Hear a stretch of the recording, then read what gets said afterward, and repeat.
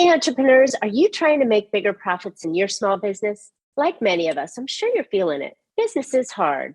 And now more than ever, you need to have a plan to help your business not just survive, but thrive. And it can happen as simply with thinking with the end in mind. I'm Marcia Reiner. I'm a business growth strategist. I've helped tons of small business owners to establish and implement a tangible plan that guarantees increased profitability, guides your growth, and plans for your future exit. Because a business worth selling is also a business worth owning. And I have strategies to share that I have earned and learned with you on today's Profit with a Plan podcast. But before we get started, I have something else to share with you. I've put together an insightful Think Outside the Box live web class on Wednesday evenings at 6 p.m. It's been specifically designed to help you learn how to turn your business into one worth selling, even if you aren't thinking of selling it yet. Why now? Join me and find out all the benefits that come with having a sale-ready business. Register for free at exitwithaplan.com. So I'm really excited to have my guest on today, Steve Johnson. Steve is a sales coach who believes that a simple framework and practical actions lead to sales success. Steve is the former founder and CEO and vice president, project manager, and technician with hands-on experience in SaaS, tech, IT, operations, hospitality, and construction.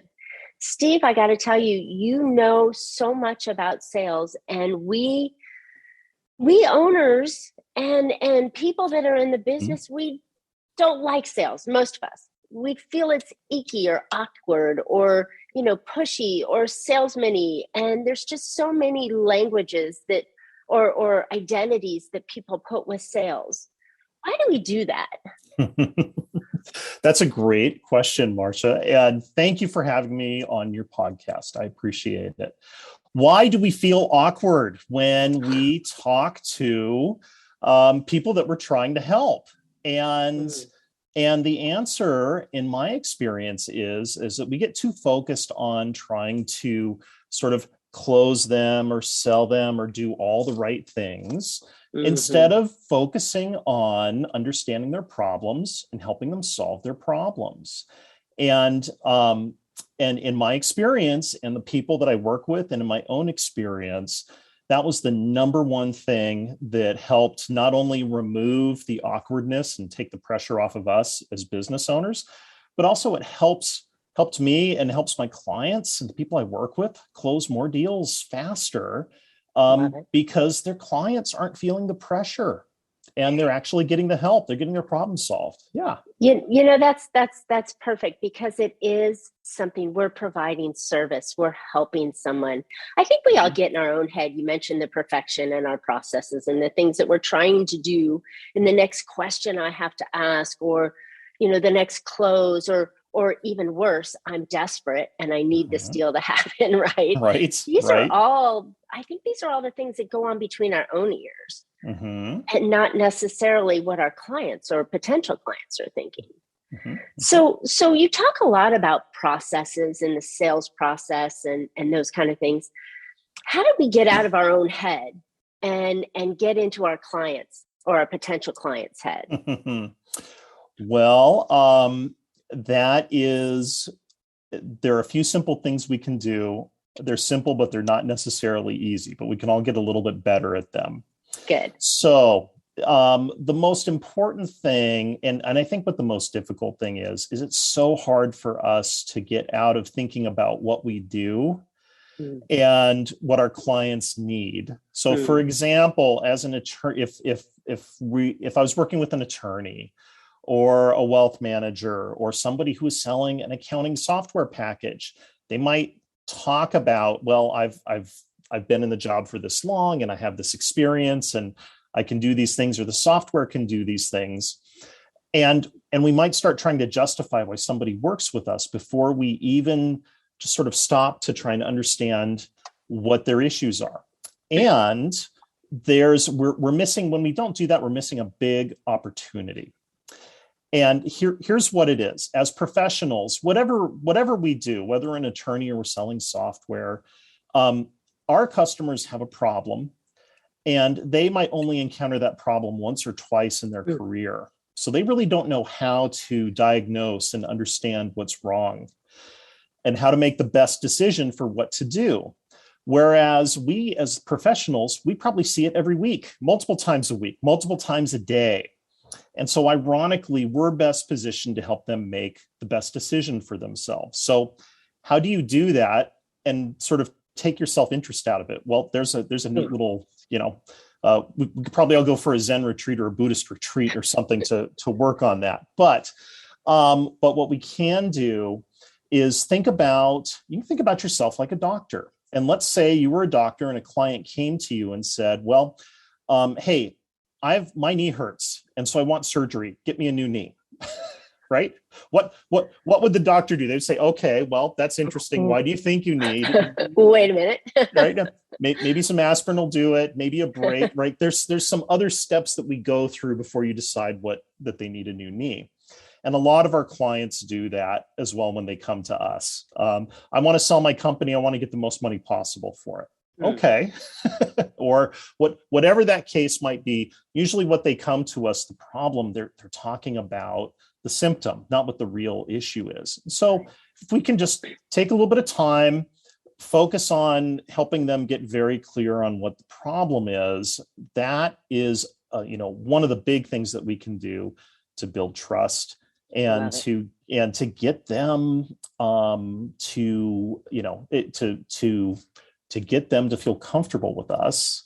Right. And actually to open up about what they need and what we might be able to do to help them. I like that. I was just talking to an attorney friend of mine, and we were talking about how he was hiring somebody. And oftentimes when they've been so involved in a case and they're doing these writings and these reports, and oftentimes they just jump right into the middle of the case and go after the problems and solve them, but they don't bring the reader or the person that they're talking to up to the stage that they are in. So they miss the beginning. So it sounds like that's a similar process when we're going in with a customer, that we want to go back to the customer's beginning instead of going, oh, your knee is broken or hurting. Yeah, you need the surgery, rather than going, have you tried this? Have you tried this? Have you tried this? How does this work? Maybe we could do that. Yep. It's taking them back. I'm so glad you brought that up, because again, we see this, we're trained in our areas. And so we understand the patterns, what's happening, and we can move much faster than our clients can typically move, with a few exceptions. And so it really does become around what you've explained or what you've shared, is that, you really, it sometimes the bigger part can be just helping your client get up to speed to where you're at and what you see is right for them. And we all have to go through that process. It helps, nobody likes being told what to do at some level. But if it's our idea, if we come up with it, then, oh boy, it's the best idea ever. And, and so part of that process is asking them the right questions about the problems so that they can just, have the time and the space to get caught up and understand what's. Love that. Yep. Love that. All right. Yep. So we talk often about processes, the sales process. Take us through your methodology, high level, of what your sales process, or what we should consider to have in our own sales processes. Great. So in my framework that I've developed around this is that sales happens when three things come together. You've got somebody's attention. The value of what you're offering is greater than the cost of what it is. And they trust you. Okay. The trust is greater than the risk of doing something with you. So, and that could be overall to get someone's attention, so you can talk to them in the first place, to get have them respond to a cold call or a cold email. Or it could be one, call, one step in a multi-step sales process that might last weeks or months or even years. You always have to have their attention. They have to feel like their time with you is valuable, and that they're not on the hook unnecessarily for making their decision. So how does that boil down? What does that mean? Well, okay, you need to be talking to the right person, the right message, at the right time. Okay. And again, simple, but not necessarily easy. And I was just going to say, that's easier said than done, having the Yep. right person at the right time with the right message, right? Mm-hmm. Absolutely. So look, the right person is the person who is going to be your advocate and knows how to get things done in the organization. And they know how to create a budget to pay for what you're going to do. And this could be one solopreneur that you're working with, and they're going to do the evaluation and approve the budget and implement what you're sharing with them. This could be committees of people who share all of these things, but those three things have to happen in order for, they've got to gather the information, they have to make a decision, then they have to go help you implement it, right? All those things have to happen. So getting to the right person is key, and we can unpack that a little bit if you'd like, but that's the key on that.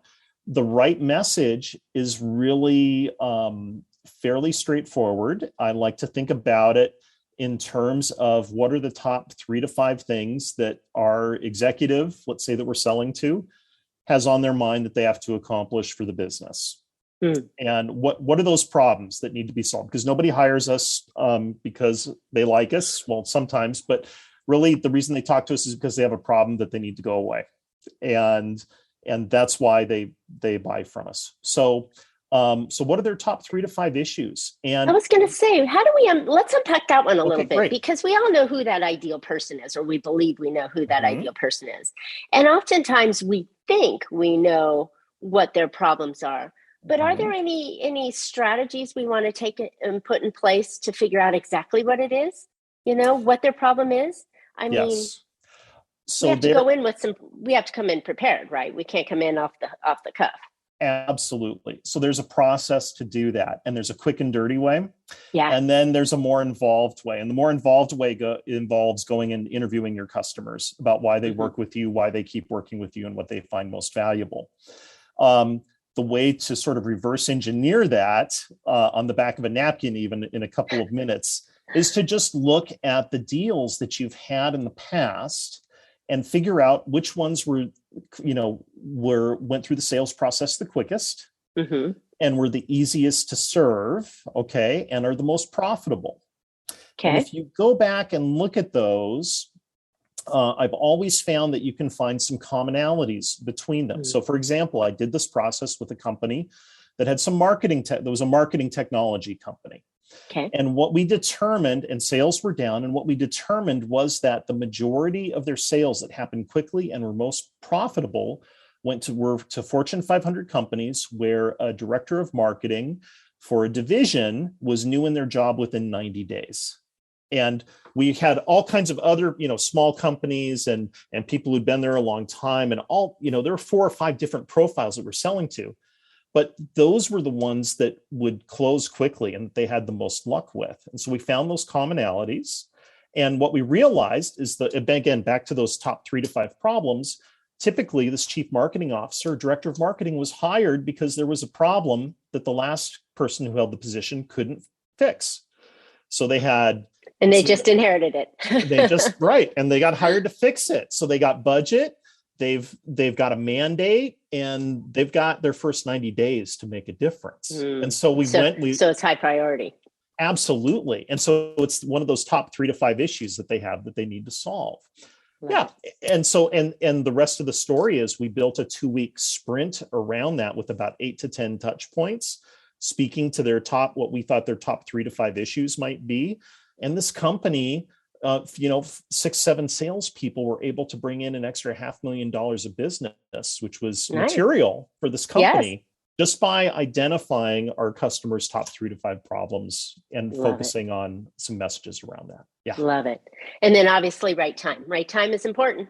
You know, you got to understand who's in the market, who's feeling the pain importantly.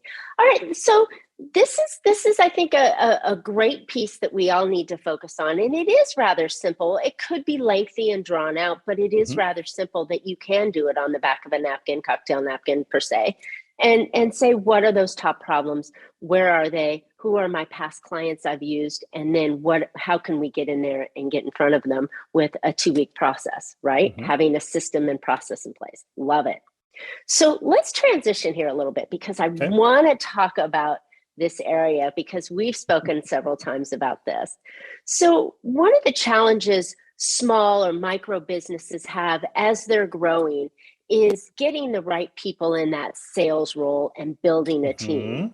Mm-hmm. What are some of the things that today's business owners want to look at and maybe avoid so they can build a strong team? Okay. So what are some of the things they can look at and avoid? So first off, I want to say I have a lot of empathy for bootstrapped business owners that want to grow sales beyond themselves, because that's probably one of the hardest problems that I've run into in my business career. And the reason is because salespeople, the really good salespeople and sales managers, they want to go work where they can make the most money. And if you're just getting started and you don't have, say, venture funding or a deep pocket to be able to help them make the income they're used to, that's a very real issue that is very difficult to overcome. So how do you overcome that? Okay. Well, and there's a lot of issues here, but that particular one, how do you hire that great first couple of salespeople? There's some homework that you have to do around who the right people are, this process we just talked about, the right people, the right messages, the right times, so that you can give them very clear goals about who to go after and what to say and what to do. And so one of the places that business owners get in trouble is they expect to just hire someone and have them come in and know all that. There you go. We have no idea. So we expect that you're coming in and you're going to have that idea for us, right? Yeah, right. Wrong. Exactly. And the results follow, right? And they get burned, and then they're gun shy to bring someone else in. But figure out what those 3 things are. What your key customers, ideal customers are concerned about. Make sure the market's big enough, especially if you're a smaller business, maybe your geographic area is limited. So you got to make sure that there's enough there for a salesperson to go out and work. And then find a salesperson who this is going to be a stretch role for. And it could be somebody that you already know or works for you, or you go out and hire someone. And you want to hire somebody that's going to be that has a good chance of running their own business 10 years from now. Ooh, okay.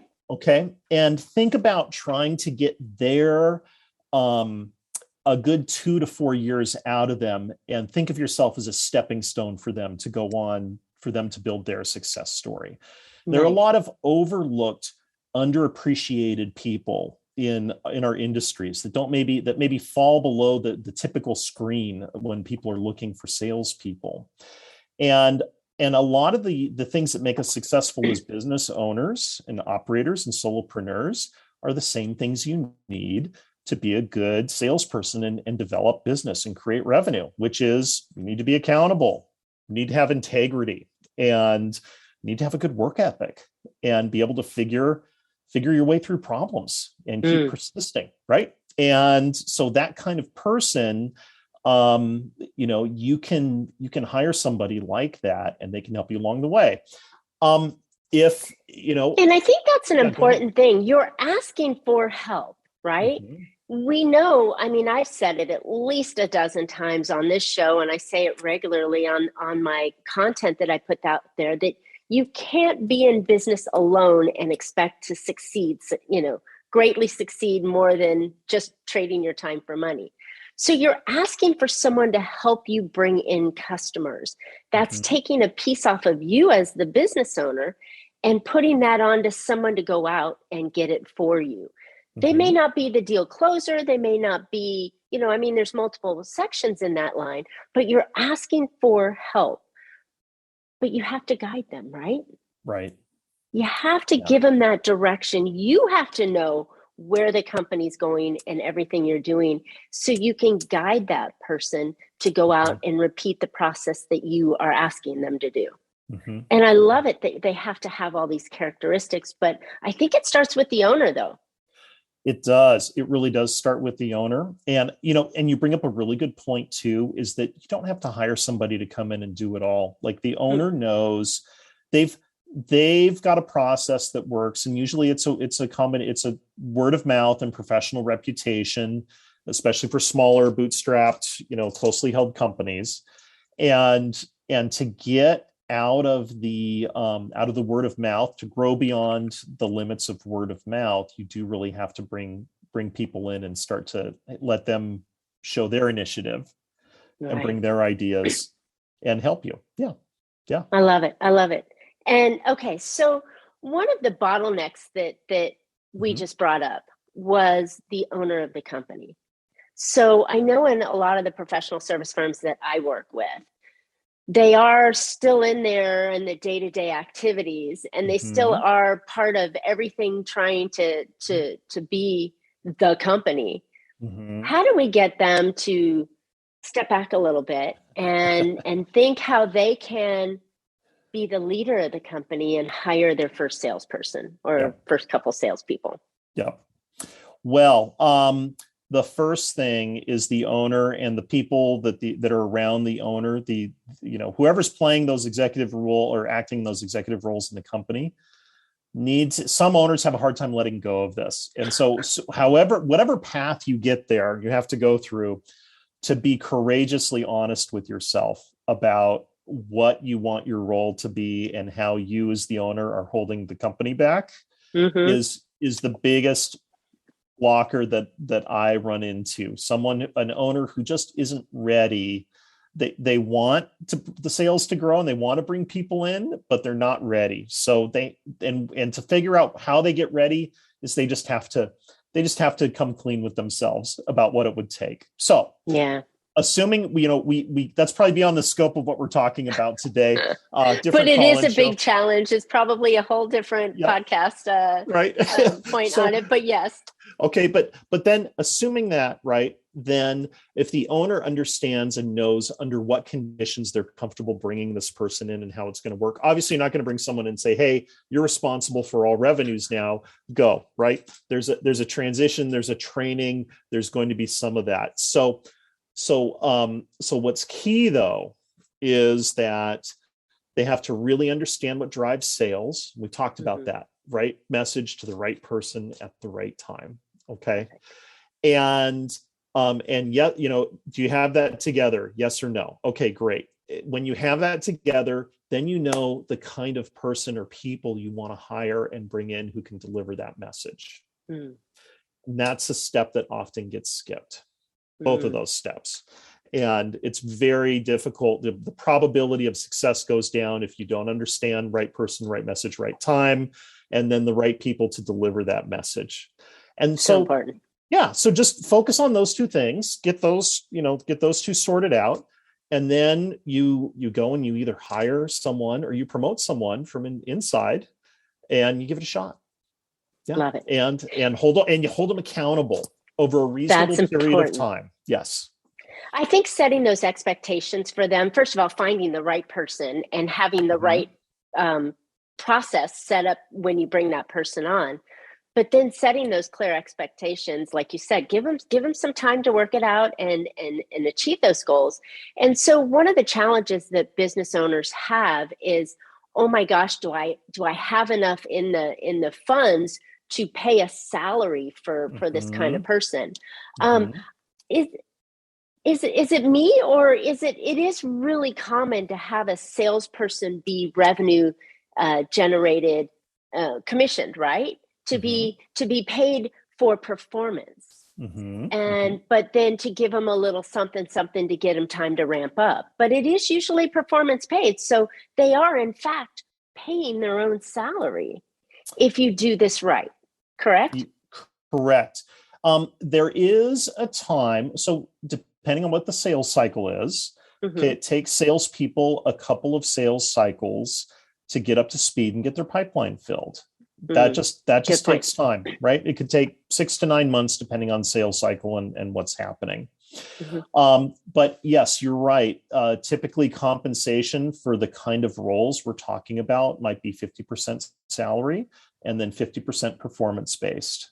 And if Mm-hmm. someone is not progressing, again, one of the, maybe the second most common mistake I see is giving someone waiting too long when it's not going to To work pull the out. hook. Right. Right. Yep. Yep. Got it. Okay. So I love it. And that's one of the scary things for us micro and bootstrapped. And I love how you use that word, bootstrap businesses, or those that are growing and expanding. And, maybe the funds are a little tight because they're putting everything back into the company. But to realize that this person that you're engaging and bringing on and developing, they're going to bring you money. They're going to bring you clients. They're going to expand the business. And I think that this is probably one of the earlier hires that you should have on your bucket list. I talk about a chart in your business of, people and who you have and roles that you need to have in there. And instead of hiring a VP of sales, you hire the salesperson, right? But it is an early piece that really escalates and speeds up your growth ability. So it is a truly important hire. So where does one, you talk about the sales teams and how long does it take to get somebody ramped up and have the processes and getting them thinking with the message? It can be done relatively quickly, right? It can. It definitely can. The key is finding the right people and getting them hired. And I'm sure the people listening to this, are now going, okay, great. No kidding, right? How do we go do that? Again, the more that you can offer someone an opportunity for a stretch role and think about the qualities that make someone a good entrepreneur, a good business owner, and this is the next step in their career, you can get them for a reasonable reasonable value typically, and their performance, in my experience with their performance, is that it's pretty good. Yeah. Really interesting. Okay, so one of my friends is an HR specialist, and she coaches companies on their hiring things. She always says that you have to hire for the skills that they're currently in and not do those stretch hires. Is this the kind of role that is comfortable to get somebody in to hire at a stretch? And a stretch means that they're not ready yet, but they will be with a little bit of training. Right. Is that, right? I don't know. I'm a little leery. But then on the other side, do I have the money? Do I have a couple $100,000 to pay a real salesperson while they're building their pipeline? Right. No. Right. What I believe the great poet Mick Jagger said, you can't get what you want, but you can get what you need, something like that, right? Love it, love it. Okay, so I would agree with your HR friend, and I think maybe I wasn't clear about this, or as clear as I could have been. You're hiring for these fundamental qualities of work ethic. Somebody that's customer focused, they know how to solve problems, persistent. Okay, these are all things these are all traits that a good business owner is going to have. And whether it's nature or nurture, or some of each, right? These are things that people show up with, and that that they're going somewhere in their life given the right opportunity. So think about it. And this is what I try and get people to think about, is you're creating an opportunity for somebody to step into this role and show you what they can do. And so they do have those skills. It's just the skills aren't mature yet, maybe. And so, so something like this also they're going to be curious. They're going to be a self-starter. They're going to want to learn. They're going to be reading the books. They're going to be doing, and there'll be ways that they demonstrate that they're serious. Excitement, but also that they're serious about being successful at this. Love it. All right. So you gave us a wealth of information today. You gave us some ideas on the processes, the sales roles that we have, the hiring. We talked about the owner, getting them, set up mindset to hire somebody, and the importance of having a sales team. And the fact that if you don't have people helping you sell, you're going to be trapped at the small size forever. Yes. Right? Right. I mean, the owner Right. can't carry the load of being the salesperson, the leader, the HR, the financier, and everything else. There's just not enough time in the day for the company to grow. So this is an early hire for any small business. And I love the tips that you shared about having those qualities, the right person and the right time, and importantly, the right characteristics for the person that you're bringing in. So, all right. Steve, where can listeners find out more about you and scaling sales? Fantastic. Well, you can find me in a couple different places on the web. If you want to go to my website, it's scalingsales.com. I have a blog that has gone a little inactive, but we're getting it spun back up, stevejohnson.blog. You can find, scaling sales from there or vice versa. Finally, I am LinkedIn, like we all are. And it's whatever the LinkedIn URL is, and then the / Stephen Charles Johnson. So you'll find me there as well. Love it. Thank you so much. I know this has been valuable. And listeners, I know that this is a super, super important phase to take your business to the next level, is to hire people to help you bring in business. And these roles. Yeah, go ahead. One more thing I almost forgot. I have a download on my website at scalingsales.com called 6 Keys to Build a High Performance Sales Team. And a lot of what we spoke about today is there. I do have a monthly newsletter that you'll be signed up for when you download it. And so you can hear more about me there. But it lays out, and it's a short document, about 12 pages, and it just lays out the 6 keys that every company needs, whether you're a solopreneur or you're Fortune 500, that you need to have in place, whether you realize it or not, to grow sales. Love it. Love it. And if you're not selling, you're dead. You're not in business. You've got to be selling.